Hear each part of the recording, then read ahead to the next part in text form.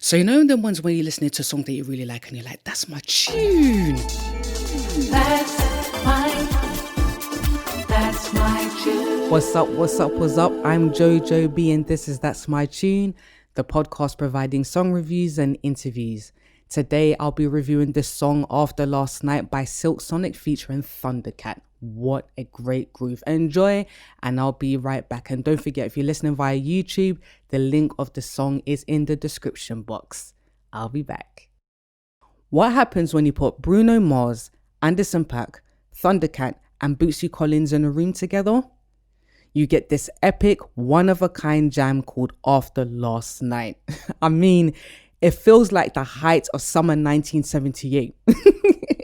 It induces this warm feeling and either makes you want to do a two-step if you're by yourself or grab your babes onto the dance floor. I mean, it's just such a sweet jam. Like, after last night, I think I may love you. I mean, even me in my seat, I'm just... Okay, I'll stop now.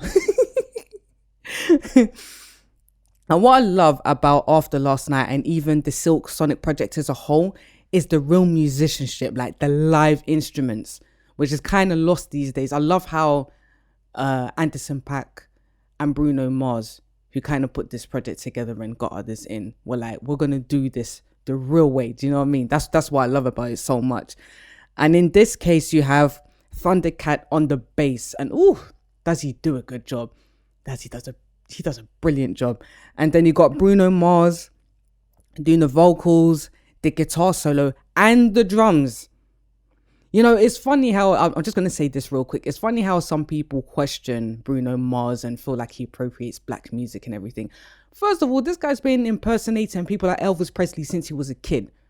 But don't get it twisted. I mean, he does not, in my eyes, appropriate black music. You see what I'm saying? He's very respectful of where he comes from and where he sits in music. And you may not like the kind of music that he writes and produces, but this guy is talented. He can sing, he can dance, he can play instruments, he writes. I mean, that's a whole package right there. Do you know what I mean? And don't worry, I'll get back into the song in the moment, but I just want to say this on the side. Like Bootsy Collins, right? This guy is funk personified, right? This guy played the bass for James Brown. Let's put aside the other stuff he's achieved in his career for a moment. This guy played for James Brown, okay?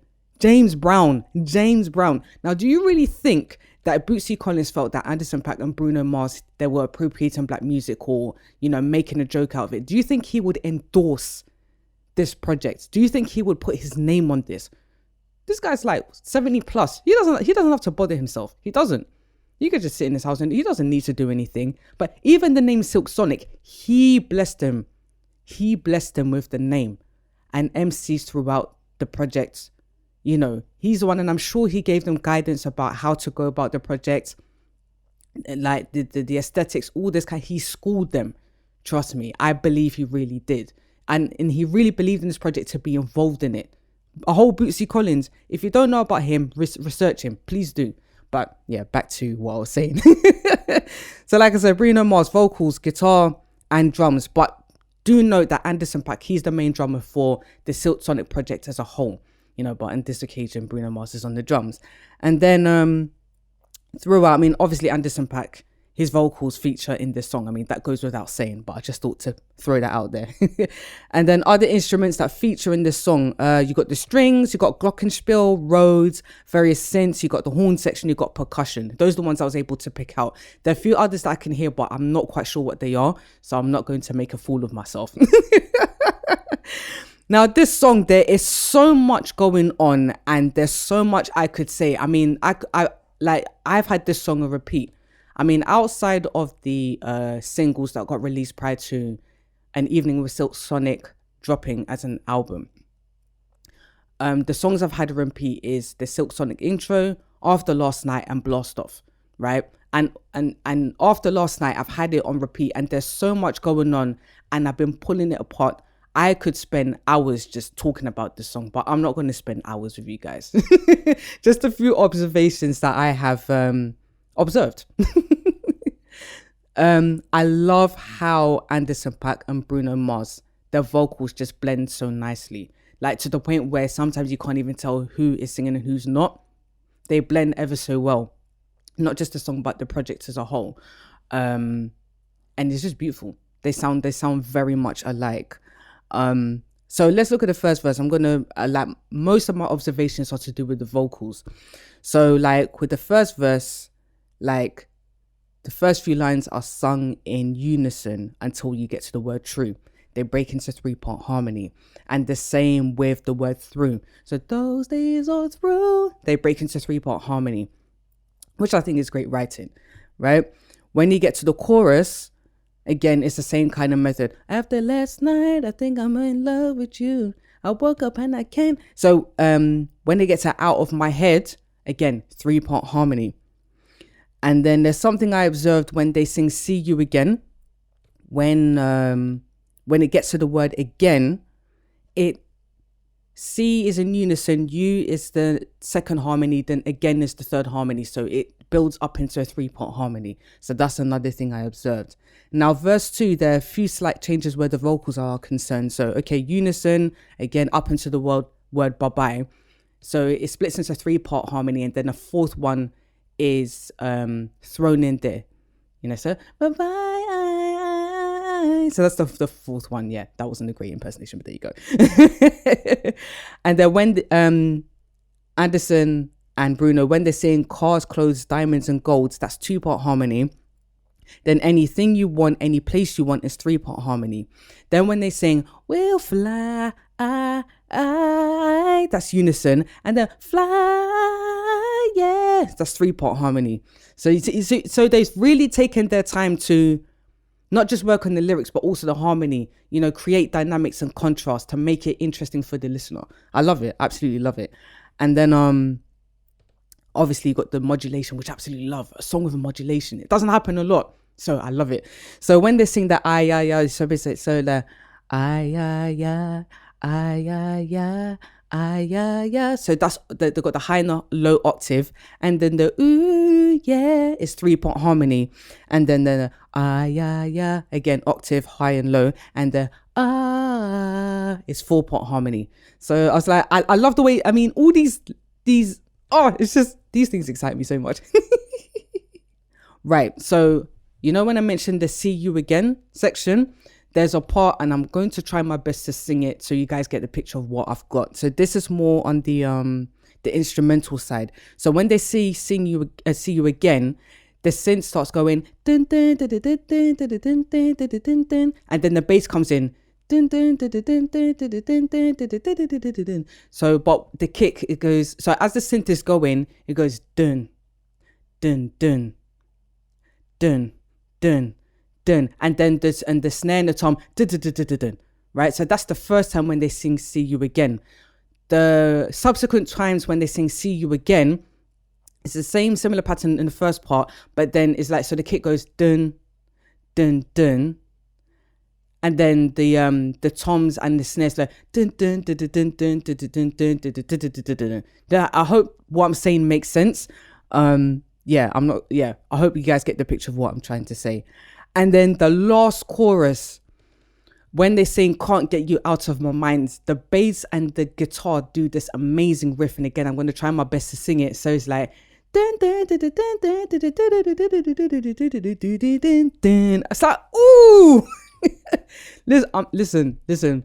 I mean, even instrumentally wise, sorry. The few things, like for example, even the way the song starts with this, it sounds like it's got a phaser or flanger on it, but I just love the way that, and then the way the bass goes, ding, ding, ding, ding. I was like, ooh, I like that. Do you know what I mean? And even the way Thundercat just is like,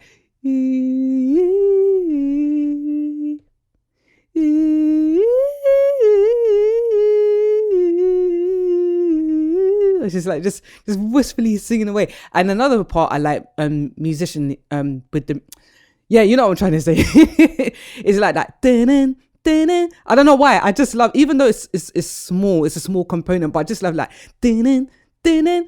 Oh, I just love that. The way that the horn section just accentuates it. It's just, and again, it's just like I said, it's just such a warm feeling.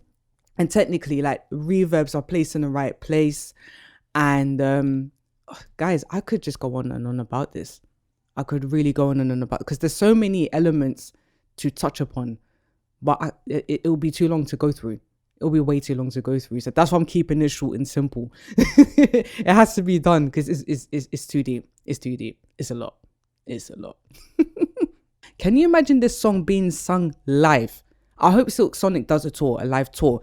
Can you imagine this song being sung live? They can do stuff like extend the song with an additional modulation and even include a medley of old school songs from like the 70s, like the late 70s. Like, so you can fling in some Shaka Khan and Rufus, Earth, Wind and Fire, obviously Isley Brothers, like people of that time. Can you imagine them doing something that would just blow me away if they did something like that? That would be amazing, including those R&B songs of that time. And speaking of R&B, there are two things that I've well, one is a rant and one is a little bit good news. I'll start with the good news first.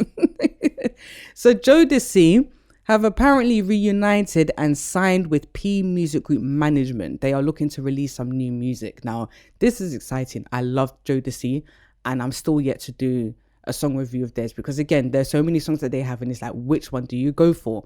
But it'll be interesting to see the new music they release if they get around to doing so. It'll be really, really cool. So I look forward to that. But this is where my rant comes in about R&B. Okay, right. So here we go. The National Rhythm and Blues Hall of Fame. They are now the voting is open for people to choose, R&B acts, right? There are 60 nominees, right? And obviously I'm not going to read all of them because there's way too much to name. But there's 60 nominees, and on February 15th, between 6 to 8 of those nominees will be inducted into this Rhythm and Blues Hall of Fame. Okay.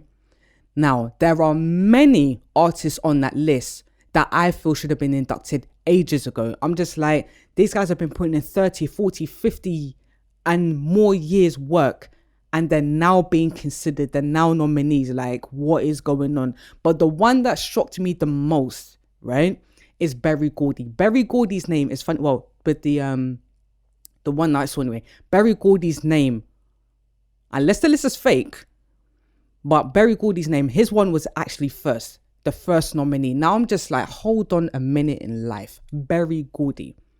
A whole Berry Gordy. Like, he is the one that pretty much invented the blueprint for R&B that we see today. Okay? Like, how is he a nominee? I don't understand. Like, shouldn't he rather be on the panel? I mean, okay, 92 years old. He probably would have been like, no, I don't want to be. But he should be the one from many years back who should be part of the panel. Like, I don't know how all of this works in terms of the induction and how, if there's a panel or not. But if there is one, he should be there. I don't understand how Berry Gordy is a nominee. Berry Gordy? Are you being serious? Funny enough, even Jodeci is one of the nominees as well. Like, but Berry Gordy, I was just shocked to see his name, because I thought, Berry Gordy, Motown, he pretty much brought R&B into the mainstream. And you're telling me I don't understand. I don't get it. Somebody needs to really, really explain to me how this all works, because, like I said, something's wrong somewhere. Something is seriously wrong. But that's my rant. That is my rant, because this shouldn't be. This shouldn't be. This really, really shouldn't be. But so it goes. But yes, that's my song review and my rant. But like I said, Silk Sonic's After Last Night is a wonderful track. And shout out to Bruno Mars, Anderson .Paak, Thundercat, Bootsy Collins for putting together an amazing song for our time, and for allowing people like myself who enjoy real musicianship and live music to be able to indulge in something like this. Honestly, some may say it's a joke, some may think, no, it's quality music for me. It's quality music, and trust me, I'll be playing it over and over and over and over again, because honestly, it's a solid piece of work. The song and the project itself is a solid piece of work. And shout out to you guys, honestly. And the funny thing is, I look up to all of them. I love Bruno Mars on his own. I love Anderson .Paak on his own. I love Thundercat on his own. Bootsy Collins as well. Like, they're all legends in their own right in my eyes. So to come together, I even need to know, how did Bruno Mars and Addison Paak even get Bootsy Collins on this project? I need to know that. I need to find out how, because that's not an easy feat. So well done to you two. Honestly, well done. Seriously, well done. And that's the end of today's episode. If you'd like to know more about the podcast, you can go on linktr.ee/TMT_podcast. You can find the social media, Spotify, YouTube. And if you'd like to email, it's that'smytunepodcast@gmail.com. I'll be back with another episode. Like, subscribe, share. And yeah, that's me. Done for today. Ciao.